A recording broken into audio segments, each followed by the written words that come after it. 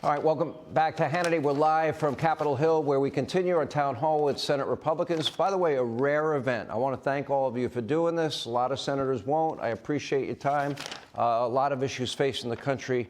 And I really do believe that Americans are putting a lot of faith, hope, and trust in all of you that you can get President Trump's agenda that they voted for in the mandate that Senator Cruz was talking about across the finish line or crossing the plane.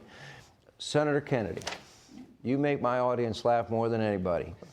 As you examine this issue of reconciliation and the economy and $37 trillion in debt, and then DOJ finding, what, nearly $150 trillion, I think, at this point, dollars in waste, fraud, and abuse, how will all of you with the majority get this under control? Well, look, reconciliation is not quantum physics. It's about lower prices. To lower prices, Sean, you've got to do three things. You've got to reduce government spending so you have less stimulus.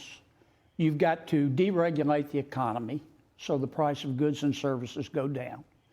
And you have to design your tax code that looks like somebody designed it on purpose to stimulate growth. Yeah. Now, reconciliation allows us in the Senate to do all three of those things with 51 votes. And that's really all it is. I want to say a word, though, about tariffs, because that's sort of the fourth leg of this stool. I think most fair-minded people would agree with this. Other countries have used trade barriers to take advantage of the American people and American businesses. Number two, President Trump has said enough.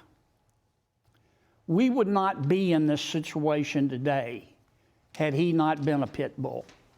By that I mean there are 195 countries in the world, 70 are begging him to make a deal to lower tariffs. He's like the pit bull, though, who caught the car. Here's what I don't know what the president's going to do next. Here's what I hope he does next. I hope he takes a deal.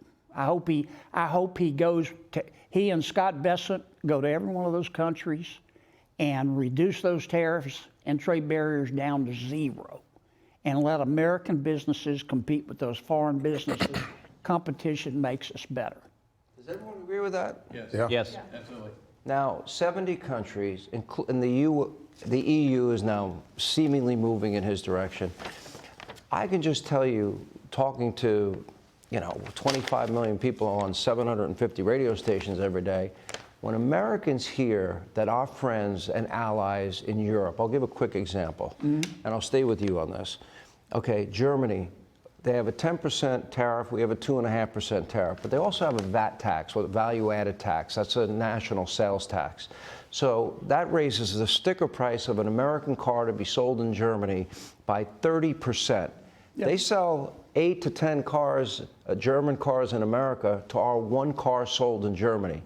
Why are they hurting us? They look to us for defense. They want us. They'll be screaming, U.S., come to the rescue at a moment's notice. We pay a bulk of the freight when it comes to NATO. Why would they treat a friendly nation like that? Why would other European nations be doing that to us? Well, I think that's what the president has talked about. But you agree we're being ripped off? Yes. Look, China is probably the worst example, but not the only one. God created the world, but everything else is made in China. I mean, we know that. That just reflects reality today.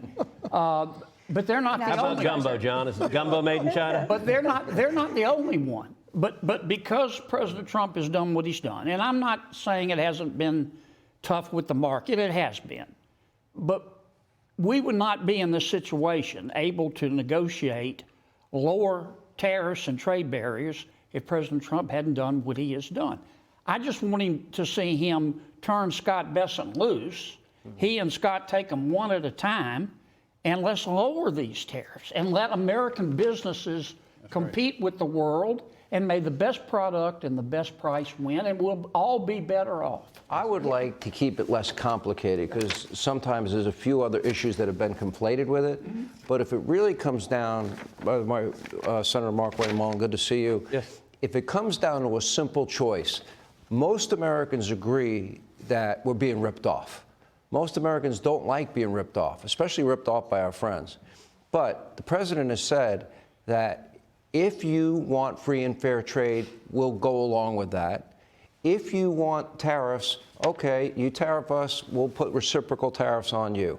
If we keep it and reduce it to that simple formula, I believe that's a winning issue. Am I wrong? It is, but we also have access to the economy. You use Japan, Germany as an example, right? They can lower it to 0 tariffs, but they still charge 20% tax. Well, that's got to be 30% included. tax. That's a tax. Right. It is a tax, but you have to take that in consideration. Japan does the same thing, right? Japan charges 0 tariffs on a U.S. manufactured vehicle to go in, but you can't sell a vehicle in Japan. But Japan puts 200% on rice imported from our country into their country. Yeah, absolutely. No one's selling any American rice there, and 94% of their cars are made in their country. Right, which goes to the fact that President Trump has the backbone at this point to say, hey, it's time to right the ship. There has been no president that's been willing to address this, and we've known this has been an issue, Sean, for decades, and it's only got worse. What President Trump did is he's finally stepped up and said something that he started talking about back in 1988 on Oprah's show, saying that they were taking advantage of us. We have to stop the bleeding. If we didn't do it, then what generation was going to happen? Because this isn't about just today. What President Trump is doing is he's looking at the economy 10, 15, 20 years down the road, because that's what a business guy, not a politician, that's what a business guy does. A politician looks at what happens in the next election. President Trump is looking generational down the road, which is what we should be doing. But at the same time, let's talk about some of the lies that the Democrats are showing, right? The Democrats are saying that we're going to cut Social Security benefits. Do you know we can't do that through reconciliation?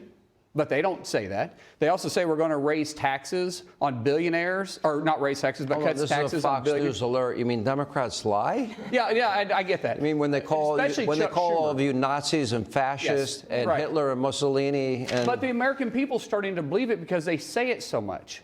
When you cannot cut Social Security in reconciliation. At the same time, they're saying we're going to cut taxes for billionaires and millionaires and President Trump's friends, when all we're doing is extending the current tax code. The current tax policy that we have right now, we're simply extending it.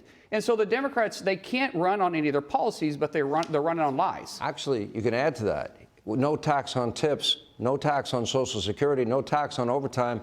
Guess what? I used to work in the service industry. I would have liked all that. Yes, it absolutely, and it cuts taxes on the ones that need it the absolute most. But, you know, as I said before, Sean, the Democrats have nothing to run on policy-wise, so they're just running on fear and lies. So I saw you shaking your head, Senator Scott, and I think I'm reading the room, and I'm getting consensus that now that we know these countries have taken note of what the president has laid out, you want these deals to be done expeditiously. 100%. Sooner than later. Yeah. Like I said, the $7 trillion that's on the table, that would be a fantastic blue-collar comeback. But more importantly, it resets America as the economically dominant nation on the planet for a generation. I think we need more than 2 years in the majority, however. We need 4 years in the majority to make sure we cement a generation of change. You don't do that in 2 years. You do that over 4 years. I think President Trump has a once-in-a-lifetime opportunity to reset, recalibrate the entire global economy by bringing it all home to America. Put America first by putting our paychecks first, by securing this nation first, and the rest of the world, including our allies, will take advantage of us if we let them. We let them do it for 50 or 60 years, Senator since World War II. To you, it seems that the magic sauce here would be speed. Now that they're willing to deal, get the deal done. Well, and take the deal. We're at a fork in the road. Take what deal? Take the deal, make deals, and actually work to lower tariffs. Look, we're at a fork in the road, and it's a real... Lower or reciprocal? Lower tariffs on both sides. Reciprocal. I'm saying reciprocal, but here's the fork in the road. What do you do once you announce these tariffs last week? One option, and the option that I hope and pray the president takes, is you've got countries beating a path to the White House saying, Uncle, let us up. We'll slash our tariffs. We'll slash our barriers to trade in exchange for you doing it. If the outcome of these tariffs announced last week is in 30 days, 60 days, 90 days, we see tariffs slashed worldwide. We see the barriers to U.S. farmers and ranchers and manufacturers dropping enormously, and suddenly we're able to access other markets, and these tariffs drop here.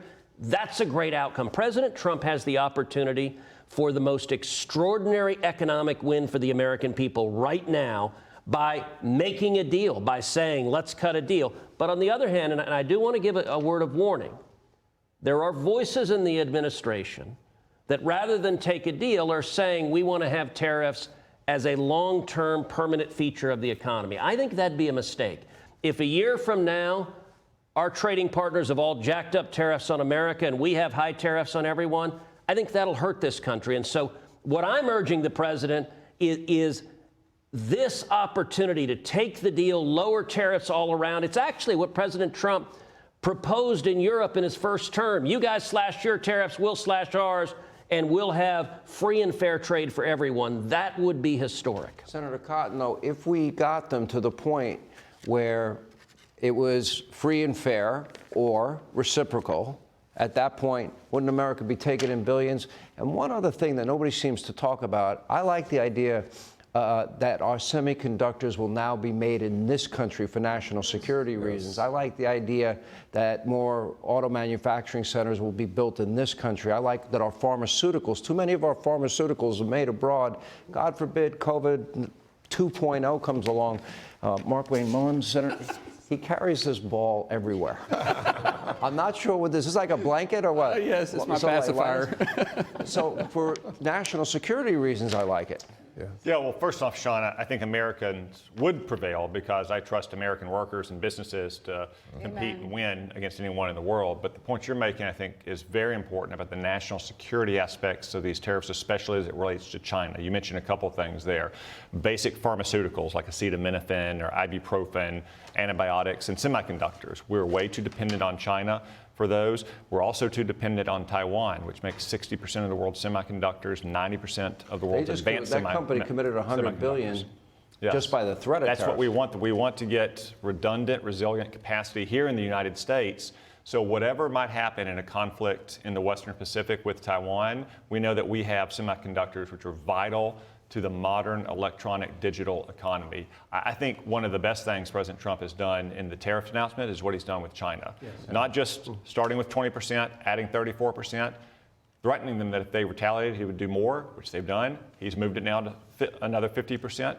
And he's closed the de minimis loophole, which allowed companies like Temu and Shein to exploit American businesses to ship goods here that are the cheap junk that John Kennedy was joking about earlier, without paying any tariff whatsoever. So I think that's part of the most important thing President Trump has done in these tariffs. When we come back, is America on the precipice of a showdown with Iran? I want to talk about national security.